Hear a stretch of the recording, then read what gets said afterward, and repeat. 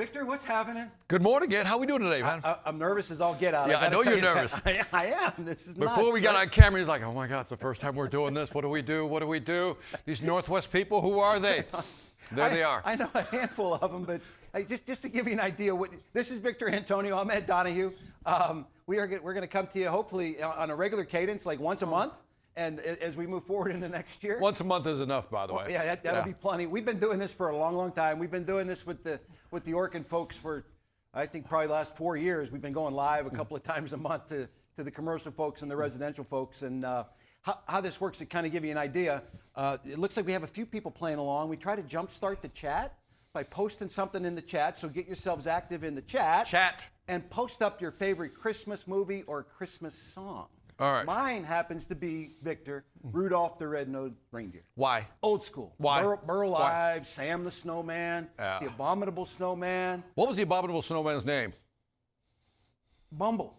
Good job. Good job. Don't test me Good on job. that, Good man. job. Good job. Don't test me on that. Oh, there's Elf. We got Elf in there. Is Die Hard really a Christmas somebody movie, put that in people? there? Is it really a Christmas movie? I Do you don't think it's a know. Christmas movie? I'm not buying it. All right. I'm not buying it. We got a bunch of Die Hard votes, though. By the way, M. Casas is going for Home Alone. Classic. Can't forget that. Didn't that house just get sold? It did. I think last week or something. For like millions. A few $million. That's crazy. Wow. A couple of people were with me. It's a Wonderful Life. Jimmy Amen. Stewart, love that movie, Amen. man. I'm with you guys on that Amen. one. The Christmas Story.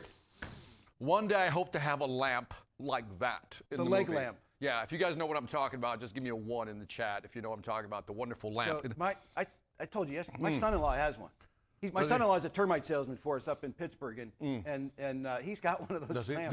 Does he? He and my son and my nephew sit around and watch that movie on Christmas Eve, and they recite every single solitary word. Every single It drives me crazy, and they just sit there the whole time. They're drinking beer and everything. The painful part is when he sticks his tongue on the pole. Yes. Yeah, I think that's the most painful part.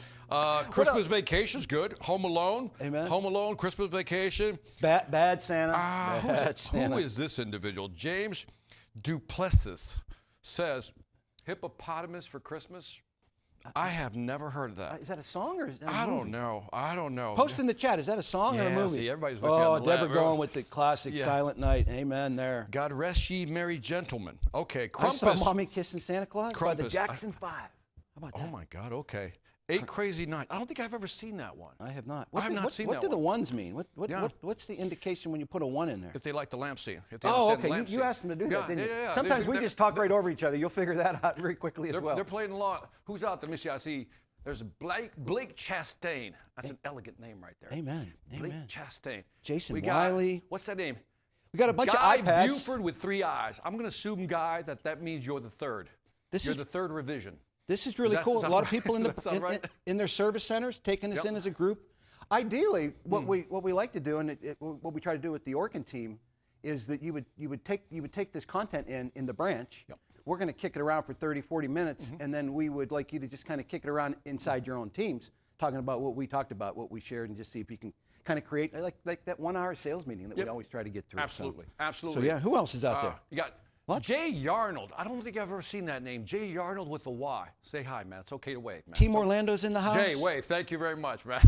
He did wave. We got Ryan Adams. I don't know which one of those 2 guys is Ryan Adams, but I think the guy with the hand on the chin might be him. Oh, it's the other guy. Kyle Campbell's got people in the house. Chose wrong. What else? All right. Aaron Vick. I see Aaron Vick. Some camera shot folks out there. Yeah. Let's fix that. Marty Stadler doesn't care what's going on. You know, right I now. saw- He's just I looking saw off to the the side. one- Said, I don't know. You guys get to something important, then I'll listen to you guys. I saw one familiar face to me. I saw John Harris there, but he seems to have disappeared. I don't know where John Harris went. But, who's he? John Harris is a guy that used to work with us, with okay. Orkin on the other side there. To give you an idea what's going on with me, just to be real quick to the point, I am officially leaving Orkin December 31st, and I'm going to come over and work on the brand side. I'm going to dedicate my last year of my career to helping support the brands and doing stuff like this and just seeing where I can add some assistance. And just a little bit about me real quick, because this is not about me. I started selling termite work in 1983, before looking at some of the faces I see here, before some of these folks were even born. This is all I've ever done my entire career is be a salesperson. I was a termite salesman, I was a commercial salesman, and then I've been in sales management my whole career. I've never run a branch, never run a region, never done any of that kind of stuff. My whole time has been in sales for the last 13 years. I've been the vice president of sales for Orkin. So I am on what I call my lander year. I'm stepping away from the business. I'm going to go home to my bride and retire at the end of next year. But I got one more year, and my only goal is to just dump in everything I got that I can bring in. So that's all I'm doing. How many years have you been married, Ed? How many years? 40. I've been married for 42 years. I have 4 children. I have 4 granddaughters. You'll see more of that, and you'll hear more about that. I have triplet girls that are going to be 36 years old in January. That's amazing. And a 38-year-old son. Amazing. So, how about you? Who are you? What's your story? What's your story? Yeah, 37 years married, I think. 2 kids, yeah. I've been working with Orkin for what now? 13 years, we calculated. 13 years. So I'm a public speaker, sales trainer. You can find me on the internet. I have podcasts, books, and so forth. And so we've been hanging out for 13 years talking about how to be, I guess, good stewards of selling. Is that a good way of saying it? I think that's a fair way. That's fair. And how I bumped upon Victor is, I'd been running the Atlantic sales team for a long time, and I kind of figured out that everybody was tired of hearing me. Oh, here comes Ed. He's going to say this, and this. And I said, I got to infuse somebody else into this game. Yep. And I found him on the internet. You'll find out as we get to know each other more through this next year. I spend an inordinate amount of time on YouTube and the internet, and I'm always I'm just an adult learner. Bumped into him. I said, okay, this guy can help us, and you've been a great assistance to the Orkin teams over there. All right, I got it. So Danny Morrow says, laughing out loud, am I in the right place this morning? I think you are. He says, or is this an old Johnny Carson show? Which tells you that boy's a little old. He's old school. Am I right, Danny? Am I right? Danny's old school. Now, Danny, let's get to the point now. Let's talk some sales. Let's go make some. Is that? I don't even know who he is, but he sounds like that. We'll get to it. Just wait. It's our first broadcast. I like Danny already. I look forward to meeting Danny. I love Danny. And he's got such. And somebody says you got it, my man. Right? All right. We're gonna like Danny. I think so. So again, just a test drive, kind of give you an idea what we do here. We do some of these silly warm-ups. We get in, we share some numbers. We're going to share some numbers with you in a minute. We're going to recognize some top performers in some top NorthWest teammate performers, and then we are going to get into probably 10 to 15 minutes of content that we think is worthy of sharing.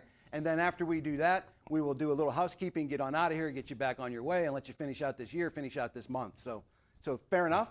Fair enough. Fair enough. Anything else to add to that? Nothing. So I will add one thing. I have been incredibly intrigued. Come over here, Matt. I have been incredibly intrigued by the NorthWest brand from the minute that you guys became part of the team, or we became part of your team. I don't know how it all worked out, but from the very beginning, when you guys came over, like the Orkin dudes, they were sitting like, oh, that can't be true. They can't have that kind of culture. That just can't be happening. And we'd see all the good deeds teams and all the stuff that you did. And I was enamored with what you did. That's how I'm wired. And I told Stanford Phillips probably, I don't know, maybe 3 or 4 years ago, I told him, I said, I wish at some point in my career I would have had a chance to work for you and under you and in that organization.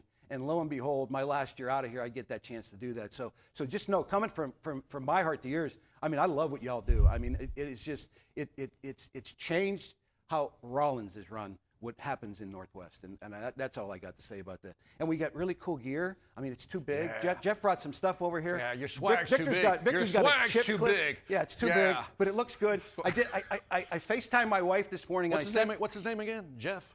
Jeff Dunn. Jeff Dunn. Jeff, come on. Size my swag right, man. Size my swag right. Come on. Go ahead. So I FaceTimed my wife this morning because every day for the last 40 years I've been waking up and putting an Orkin uniform on. No. And I FaceTimed her because I got to tell you, it felt really weird. It felt weird. I feel really weird, really different. Yeah. But it was one of those days, and I told her, and I traded a couple texts with Stanford this morning that it just feels like my first day at work, and I'm so happy to be here and just looking forward to meeting He was genuinely nervous before we got on the broadcast. Very much so. All right, so let's get comfortable. Let's talk some sales numbers. I have NorthWest numbers company-wide. Let's come over here, Matt, and let's talk about your performance through November. And we look at our Resi Pest. I guess that's what you call it. You're running a 6% increase over last year, which is stellar. I mean, 6% increase in today's market is really, really good. Your dedicated termite work, you're running a 2% increase. Where you're really crushing it is your specialty services, all the attic stuff and all the crawl space stuff you're doing. You're up 14% year over year as a company, which is just outstanding. When you roll it all together, Victor, these folks have contributed $56 million Hot dog. in sales. Dang. So I'm guessing that Wow. that'll turn into 60 when we turn in December, right? Does that make sense? Yeah. Yeah. I hope it makes. So yeah, I mean, just a great Well done, performance. though. So you need to 56 give mil. yourselves a hand. That's and a lot of dough. a lot of dough. That's a lot of dough. A Well lot of done. dough. A lot of dough. And in addition to that, what we've done is we've teed up the top 20 salespeople through November. Jeff helped me with some numbers, and Diana helped me with some numbers, so we pulled those together. We put those in a slide. We also put together a list of the top 10 rack purchase folks in that list. So we are going to roll a video, and you'll be able to see your name up in lights. So let's roll the video, Matt.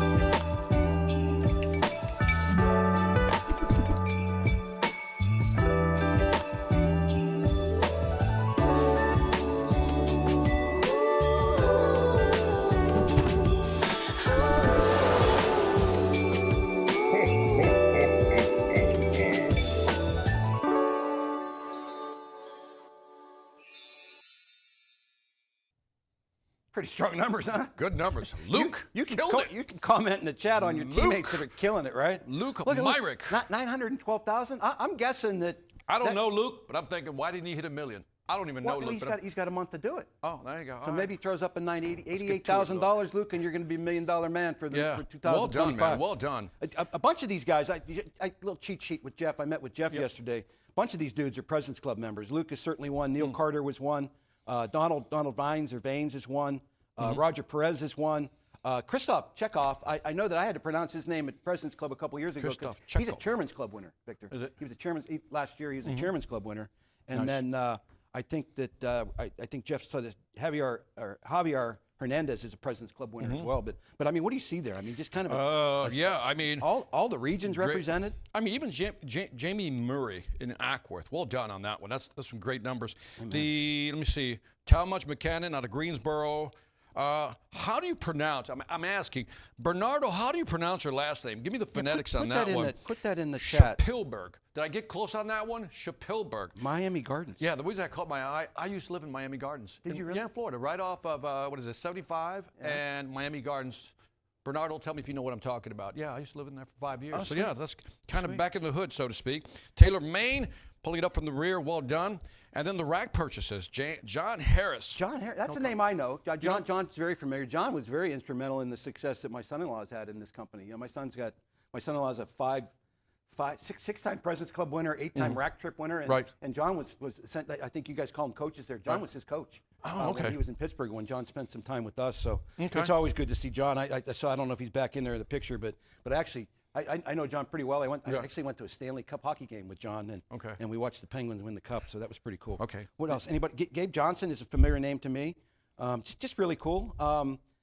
You know, if there's one thing coming off the list that kind of jumped off at me a little bit is I think we've got some opportunity with rack, and I would just say that. And you know, I think and I'll just start spinning a little bit of the sales nuggets now. I think if you're not closing, you know, if your rack market share of 70% or 80% of the business that you can rack isn't racked, I guarantee you're cheating yourself out of commissions. You know, it's the only way to close, and it's the perfect way to build trust. You just tell the customer, look, the coolest thing about doing business with NorthWest and what my customers love the most is that we're going to come out. Our teammates are going to complete all this work, and you aren't going to give us a dime until you're completely satisfied with the service and the results that service renders. It'll give me a chance to come back and make sure that we check through everything that we did. And at that point in time, we'll settle up. We'll defer all payment based on a short approval process for 90 days. You will soon find that I am probably the biggest proponent of rack in the company that's ever walked the planet. I made rack trips as a young salesman, and I know it's the only way to close business for everybody. It just puts us in such a unique position against all your competition because nobody else can spin it. You know, everybody can put green stations in the ground, everybody can put Termidor around, everybody can do all the stuff that everybody can do, but a lot of your competitors can't do is close with rack and tell that customer, look, contracting is tough these days. We take all that risk away. We tell you, you're not completely satisfied with the work, we're going to get it right before you pay us. No money right now. No money. I don't need any money today. Think about that. Totally de-risk. So just take the risk off the table. De-risking. So that's just that little piece. So again, great performances. So we will continue to do those. That'll be kind of the mode going forward. We'll figure out. We're going to try to bring all the brands in on the next broadcast and bring them all together. So there might be a top 5 for NorthWest, a top 5 for Fox, a top 5 for all the different brands. As we're going to figure out some of the logistics. That's why we appreciate you being, I guess, the test driver, the test pilots for this first broadcast, so we can get a feel for it. Absolutely. Anything else? That's it. Let's jump into some content. Let's do it. So we spent some time with Jeff, and we figured out that you guys have these service standards that are just exceptional, and Jeff shared them with all of us. I don't have them all memorized yet. I promise you that. But we decided to focus on one, right? Yep. Let's tell them which one we're going to focus on. And that's the big one. Genuine listening is the big one we always talk about. It's like, how is it that listening really helps you be more effective when it comes to selling? Yeah, and if you think about it just for a second, you got 2 sales guys here, and we're not going to talk about how to sell. We're going to try to convince you how to maybe become a better listener and just give you some things and really just dial into that number 6 so it just ties in so cool. Okay. So you kick it off because you have a really good piece on this. All right. So when you look at sales, so my background, since we're just introducing ourselves, and again, you can find all my content online. I like to look at neuroscience or consumer behavior, how people buy, because I truly believe in today's world, you can't pressure people into buying. It's not a great strategy. ABC is no longer a valid strategy. So how do people buy, and how do you de-risk a situation? And the first thing we have to do is actually connect with the client. Now, I'm telling you something you already know, but it's something that is hard to practice. Here's why. Did you know that on average, the human person speaks at about 150 to 180 words per minute? Now, we process, though, at about 500 to 800 words per minute. Do you see the problem there? People speak at 150 to 180 words per minute, but our processing is so much higher that we find ourselves, because you've been there, it's like, hurry up, I know what you're going to say. And that's where we begin to lose some of the sales. And we always talk about you got to slow down to speed up a sale, which means take your time, really empathize with the customer and listen to them. You want to add anything to that, Ed? Yeah, and I think everybody falls into that trap, right? You get a situation, you find a couple of things wrong at the house, you're coming out of the attic, you're coming up the crawl space on your total home inspection, and you find some stuff and you tease a couple out and the customer starts to bite on it and you want to jump in it.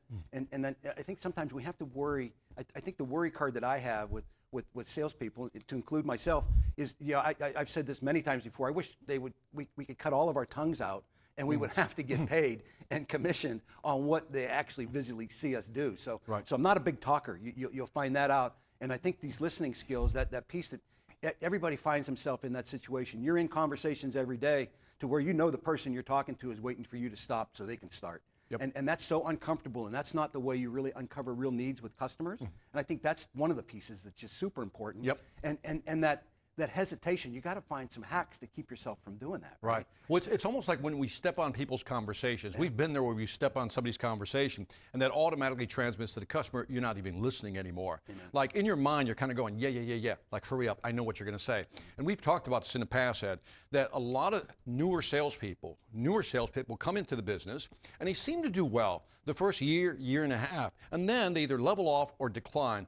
And one of the reasons maybe is that they stop listening. Yeah. See, when you're first starting out, you're unsure of yourself, so you're willing to wait for the information to come to you. Yeah. And then what happens is when you think you know everything, now you start talking before the other person's done giving you the information they want. Amen. And so all of a sudden you see their performance decline. Your thoughts? Yeah, and even that thing, if you really want to be successful at this, you really need to take the customer's point of view, right? You got your services you got to sell, and you need to sell them, but they have to understand that you're taking their point of view, and you can't take their point of view if you're not listening to them. Correct. Right? And so you have to forcefully make yourself slow down. Like we've got a national account rep that's a really good sales rep, right? Mm-hmm. And I go out on calls with them. I tell them going in, I say, Bubba, you got to sit on your hands. Yep. I don't want you don't need to jump in. Yep. You don't need to be the answer man right away. My terminology is let the game come to you and just keep pumping, information pumping. Yep. Talk about the pause, because I think that's important, and the head nodding and the pausing to be a better listener, because we all struggle with it, right? It requires a discipline. Yes. So there was a study that was really interesting. It talked about when you ask a question, for example, person gives you the answer. One study showed that if I simply just nod, the person will give you at least 25% more information. And basically what that means is that by pausing and being comfortable with that pause, they'll give you more information. And that more information is useful for you to be more effective in selling to them. Yeah, and that just hammers home, everything that runs around in my mind, right? Yeah. I mean, taking that pause, it does a couple things, right? It lets that customer tell you more, and at the same time, let you kind of collect yourself a little bit, right? It gives you that moment to where maybe you don't know where you're going with it yet, but you just pause and you just let them keep talking, and it's like, oh, yeah, they just gave me another nugget.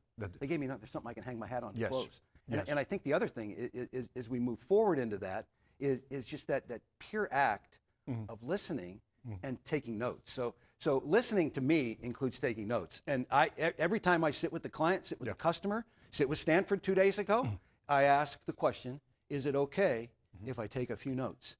Because if I say that to the customer, is it okay if I take a few notes? That's I ask. I mean, I could just start taking notes, right? Yep. But I want to make the ask to say, would it be okay with you if I took a few notes? Right. Because when I say that to the customer, what does that immediately trigger to them? Yeah, that you're paying attention, you care, you wrote it down. And what they're going to say is important, right? Absolutely. And then And by the way, you can also use it later on in the conversation. In other words, earlier on, Ed, which was about an hour ago after this conversation started, early on you mentioned that. So is that still a priority over this?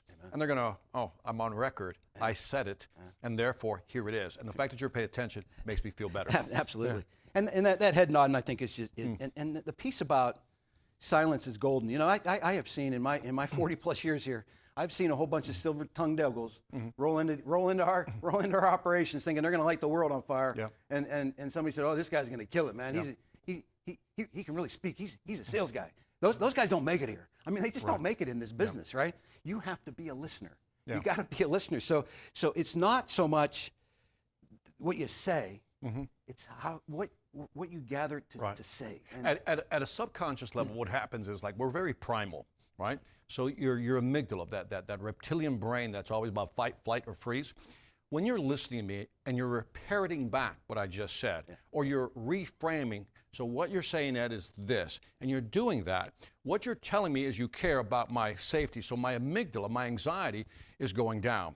And as we always talk about, what you want to do is reduce anxiety, and people have more confidence to make a buying decision from you. Absolutely. And if you think about that, and even take it back to just think about a conversation that you've had, right? If you've left the conversation, say, man, I just had a really good conversation with this guy or this gal. If you could analyze it, if you could throw the AI over top of it, and you had like one of those little just call it a drone orb. Yeah, a drone orb. An oracle of Delphi just looking down on you. Hanging over your conversation. Yeah. If you analyze that, you will find if you left that conversation saying you had a great conversation, you did most of the talking. And don't we want our customers to think that they left a great conversation with their salesperson? You don't have to work that hard. No. This is, it's funny because the old adage is that you got to be a silver-tongued devil. You got to be very fast. You got to talk quickly.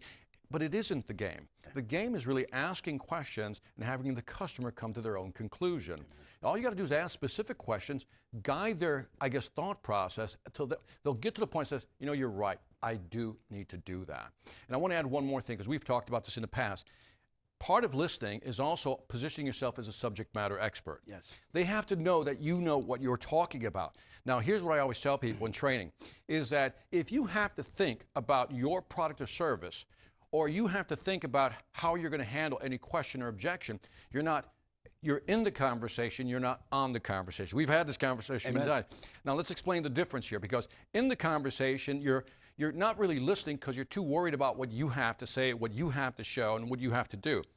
The best of the best know their material, they're subject matter experts, they're on the conversation, which means now they don't have to be in the conversation listening to every detail. They know how to respond, they know their product. So now they're focused on your body language, what you say, how you say it, and these are signals to say maybe you're with me or not with me. Your thoughts. And you get a chance to observe, right? So if you don't have, like I'll just use rack as an example. If you don't have your rack closed, locked and loaded, you're thinking too hard about it. It just needs to flow, right? I mean, we'll work through some scripts that we can use for that have helped some of the other teammates. But if you're thinking about what you're going to say, you're struggling with it. So you think about all the products you have to sell. I mean, the the whole bag and the stuff you have in your sales bag. Yep. I'll use an example, and I'll put myself out there personally, right? So I was in sales in Ohio, termite sales in Ohio. I was good. I had a whole bunch of President's Club plaques hanging on the wall, and they launched attic insulation. Way back, when I was doing my proposals on stone tablets. So they launched insulation. Well, the top sales guy, President's Club guy, I didn't sell any of it for the first 6 months. And my boss was beside himself. He's like, why aren't you selling this? The reason I wasn't selling it had nothing to do with the product. It had all to do between my ears. I didn't understand it. I didn't believe in it. I didn't think I would pay the price for it. That's the big one. All these things got in my way of selling it.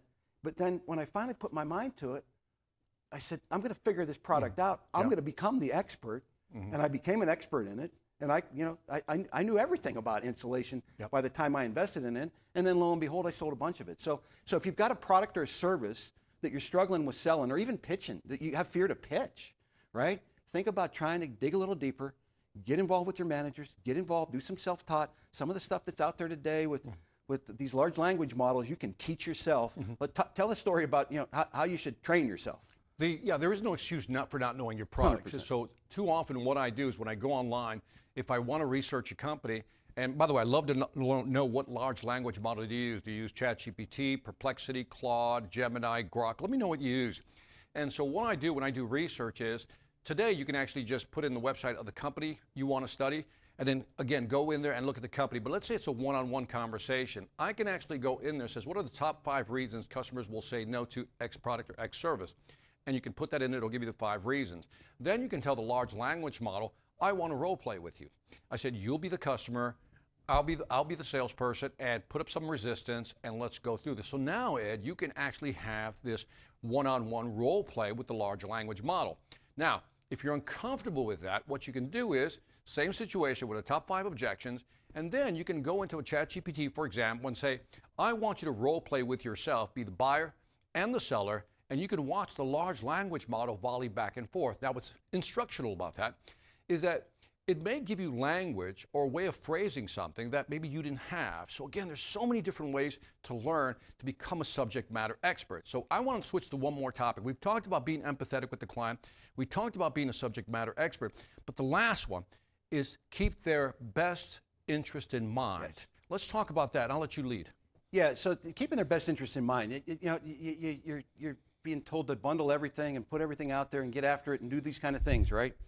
I think if you lose sight of what's right for the customer, you can run into a jackpot. And I will give you an example, a very recent example. For a 3 weeks ago, I was up in one of our rock star sales branches, right? This place holds three President's Club guys, and they're killer salesmen. We were in their sales meeting, and they post the board, and they're going through the proposal yesterday. And this young fella, pretty good salesman, been here about 8 or 9 months, doing really well coming out of the gates. He throws up a proposal. He said, hey, I sold $6,000 insulation job. And everybody gets all excited, right? Everybody gets all excited. And they said, well, did you bundle everything? And he said, well, yeah, I pitched them exclusion. I pitched them this. They had rats in the attic. They had this, they had this, they had this. So we went around the room, and he said they wouldn't buy that. They just wanted to buy the insulation.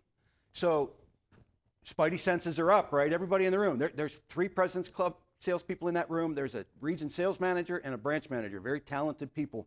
And nobody, I don't know if it was because I was in the room, nobody wanted to call this out. But when it got to me, I called it out. I said, look, I said, congratulations on the sale, but I'd have never sold it to him. And like the room just dropped silent. Everybody knew I was right, but the room just stopped. Went cricket mode. Just stopped. I said, I wouldn't have sold it. And in fact, I think we need to go back to that customer and tell them we're not going to do that. Because we lost sight of the best interest of that customer. We got jonesing for the sale. The kid hadn't had a sale in 3 or 4 days. He's jonesing for a sale. They lay up a $6,000 sale. They sign on the line that's dotted. The truck was on its way to install the insulation, and we stopped it cold because what we did is we just broke it down. Right. We said, stop.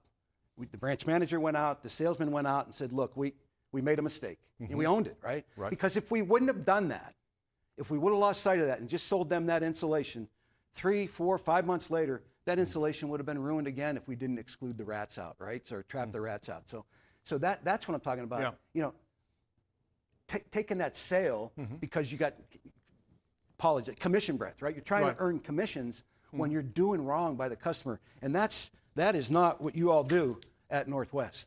That's not what you all do. But again, I've been there, right? I've been in that spot where I didn't have a sale and was jonesing for one, right? Yeah. And I want to emphasize, it's like when we talk about to keep your customers' best interest in mind, is that you don't want to undersell them or oversell them. But let's focus on underselling, because sometimes we'll go in there and we know they need A, B, C, D, E. But something in our brain says, maybe I don't want to propose this because it might be too expensive, or I might lose a deal. No, if you really cared about your customer, okay, we have a fiduciary duty to sell them what they need. In other words, sell like you don't need the sale. Look at the customer. Here's what you need, and here's why. Remember, if you're the subject matter expert, you're the expert in the room, your job is to explain why these things are necessary and do it with that confidence. Yeah, and let me just spin a real life residential story on that, right? So you go out to a house, maybe they got mice or they got rats, and they're not biting on the insulation, or they're not biting on the exclusion, and you're thinking, well, I'm just going to sell the pest control now. I'll come back and work on that exclusion later. Or they have termites and they're in bids, with 3 or 4 different companies, and your bid's going to be $2,500, and somebody else is going to come in there at $1,200. So you get into that red ocean. You're fighting for that one piece of termite work when you know that customer not only needs that termite service, but they got to do something to fix some of that moisture, or we're really going to jeopardize that termite treatment, right? So we go in there just to get one now and go back and get it later. I'll go back and do that later. So you got that example of underselling, not pitching everything that customer needs. We're losing that fiduciary responsibility. We've lost all track of what that customer should have, and you're not creating that separation. Totally agree. So again, empathize, that's the part of the listening. Yeah. Educate, position yourself as a subject matter expert. And the last one, always size it to the customer what they need. No more, no less, just what they need. Amen. Yep. Amen. We're pushing half hour, so let's do some housekeeping real quick, Matt. Mark your calendars. We are going to go live January 19th at 8:30 and 11 o'clock Eastern Time to the entire Rollins brand network of residential salespeople. How it's going to work, we haven't figured it out yet, but again, you guys are the end of the test market here, but we're going to have everybody on that. So mark your calendars right now. That's locked in stone. He and I will come to you from the studio doing the same thing. You'll have a whole bunch of other Rollins teammates on that call as well. So I guess as we kind of trail out of here, put a bow on 2025. Shoot for your personal best. Athletes all the time are shooting for their personal best. If you're not tracking for President's Club, shoot for your personal best. Turn that in. Get ahead. Goal planning is always unique, right? Salespeople don't tend to do it as much as they should. The companies do it. Last week I was with Stanford and Jeff and watching everybody in the Rollins companies present their plans for 2026, right? I think as a salesperson, try to do some of that. Get ahead of it. It tends to slow down a little bit as we tail out of this year. Use some of that time for some planning for yourself, what you're going to do different. Maybe a service you're going to do better on. Maybe a service you're going to try to understand better. Maybe your rack close. One of those things. Figure all that out. The other thing I always encourage folks, I've been very blessed to work here for 40 years. And 40 years! 40 years! 40 years! Get in the 401k. Do as I say, not as I did. It took me a while to get going and get caught up, but just think about bumping your 401k. All of you should be earning, and you seem to be earning more money than you did last year. Just bump it up 1%. January 1, flip that switch. If you're putting 3 in, you're putting 4 in, get it to 6 at least, because that's the company match. Get it to 6, and if you can bump it up 1%, I always tried to do that every year, even raising the kids and the family. You'll find some messaging from me to try to invest. I'm a big one on 1440. Everybody has 1,440 minutes in every day. I will champion this until they throw dirt on me, to find 15 minutes in your day to carve off for yourself, to make yourself better, not necessarily as a salesman, maybe a better person, maybe better anybody, right? So all that is going on. The last thing I would say is this line came from John Wilson. I told you this the other day. John Wilson, our chairman of the board, all the presidents had gone and done their presentations to Stanford and Pat and Jerry and John. And at the end, John Wilson had, he gets last call. He's the chairman of the board, right? He said, y'all have had a great year. He said, don't belly flop at the end. And I couldn't get that visual out of my mind. Like, no, don't be belly flopping at the end. I've got a couple of books I want to give out. It's going to be kind of Christmas gifts. So the first 10 people that email me, I will send you a copy of Sell as a 4-Letter Word. That's a great book. It's a great book by Doug Robinson. This is a residential sales, pest control residential sales book. Doesn't mention any companies in it, but this is made for you folks. So I'll give 10 of those away. And then my friend Victor has written 18 books. This one is called Mastering the Upsell.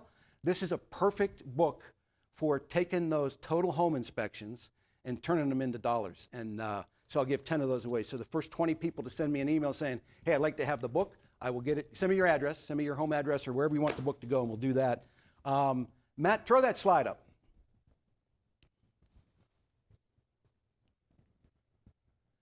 So one of the coolest things I've ever seen, and Jeff even mentioned it in his talk last week, was how some folks from Tennessee turned that Northwest green to orange with their Who Are You Safe For board. This is our board. That's my group up there. Those are my grandkids in the corner. That's Victor's team up top there. That's Stormy and his group, and that's Matt, the guys that kind of run the scenes behind here. That's who we are safe for, and I just encourage you to have a safe, blessed holiday. And with that, anything else to add? Nope. Merry Christmas to everybody. Appreciate y'all.